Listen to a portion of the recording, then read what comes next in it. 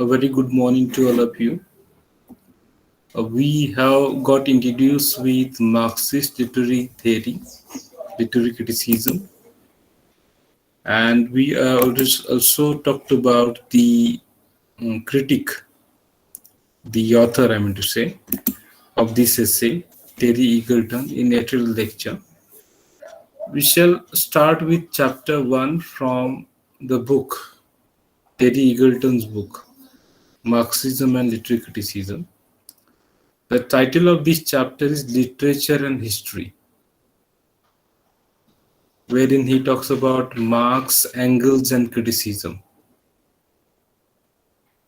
So Terry Eagleton states that Marxist criticism studies the materialist and social character of literature, which we are already familiar with. Marxist criticism, using Marxism or Marxist ideology, studies the materialist and social character of literature. It does not talk about what we say the spiritualism or the metaphysical, etc. Its focus is on the materialistic part of literature. Materialism, you need to understand, refers to the things related to nature, and within that, Marxist criticism is influenced by the politics of Marxism. We know that Karl Marx and his companion, his friend, Engels, were the political thinkers. So Marxist criticism is influenced by the politics of Marxism, and Marxism is essentially a critique of capitalism. It is a critique of capitalism. It talks about capitalism and its outcomes. It studied literature in relation to its social. I'm talking about Marxist criticism now. Marxist criticism is influenced by the politics of Marxism, and it studied literature in relation to its social, economic, and historical context. It examines the relation between the ideas and values expressed in a work of literature. This is the introductory part of this chapter, and we have already studied all these things in detail. So it examines the relation between the ideas and values expressed in a work of literature and the ideas and values prevalent in contemporary society. So the correlation is understood. It studies the ideas and values as expressed in literature. At the same time, it compares them with the ideas and values prevalent, existing in contemporary society.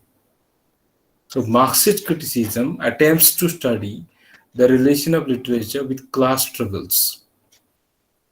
As you know, Marxism looks at history as the history of class struggles.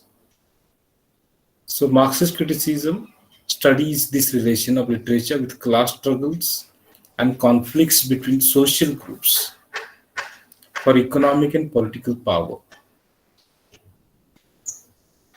Further, it undertakes an ideological study of literature. I already explained what is an ideology. It is a set of values, beliefs, etc. So it undertakes an ideological study of literature in the sense that it examines literature as the direct expression of class interests. In the very beginning of our discussion on Marxist literary criticism, we understood what Marx thinks about literature. As Freud says that literature is a kind of dream. It is motivated by sexual drive. Marx was of the opinion that literature is motivated by class interests. It is the direct expression of class interest. And this particular study, Marxist criticism, studied literature in two ways. Firstly, by showing how certain ideas and values are structurally imposed through a literary work. How certain ideas and values are imposed structurally, okay, through a literary work. And secondly, by showing the apparatus of publishing and distribution. Apparatus means the medium, how publication works, how this process of publishing and distribution has a role in spreading these ideas and values through the work of literature. Two ways it understands. Firstly, it concentrates on the literary work itself, and secondly, it talks about the process of publication and distribution. Now, we can talk in detail about these things, when we talk about the process of publishing and distributing. You know very well how the publication houses are controlled by a certain group of people, and those who do not have money, they can't publish. There are many things, many factors involved in this. Now, having understood the function of Marxist criticism, the aim and objective of Marxist criticism, we shall talk about Marx's treatment of literature, how Marx looked at literature. Karl Marx himself was an author when he was a young man, in his youth, and he wrote lyric poems. As in his youth, it happens in case of many youths. They write poetry at a particular age. So Karl Marx too wrote lyric poems, and his writings of that period are full of literary concepts and allusions. There are literary concepts and allusions. Allusions means passing references without any explanation. You are very much familiar with this particular poetic device or literary device. And he is greatly influenced by the literary concept of Sophocles to Spanish novel. Sophocles was the Greek author, Greek playwright, and even he was influenced by Spanish novel as well. But Karl Marx did not offer any aesthetic theory of literature. It is true. But his engagement with art and literature proved that he regarded art and literature seriously.